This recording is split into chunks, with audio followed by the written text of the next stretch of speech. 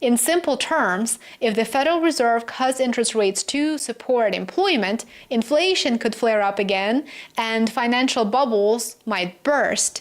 If it keeps rates too high, employment could weaken. And if it starts fighting those bubbles directly, that could hurt the economy and jobs. Add to that factors like Trump's tariffs and America's massive, truly massive public debt, and we have a true chaos.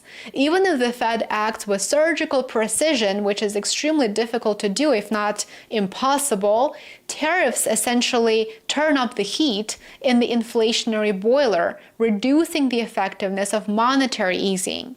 The key problem is that tariffs are a fiscal and a political tool, and it is controlled by Trump, not by the Fed, but the Federal Reserve is forced to deal with their consequences.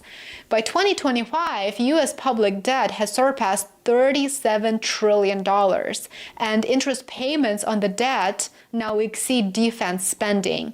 They're growing faster, actually, than GDP, and every rate fluctuation costs the government tens of billions of dollars. If the Fed keeps rates too high, debt servicing becomes dramatically more expensive. The budget deficit widens, and Washington must borrow even more just to keep up with the debt servicing costs.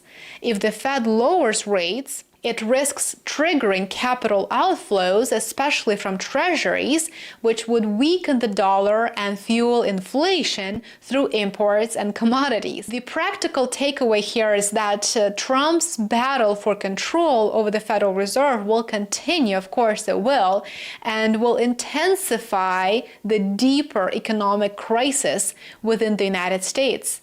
With control over all financial levers, Trump will have some room to maneuver, though that, of course, doesn't guarantee a favorable outcome.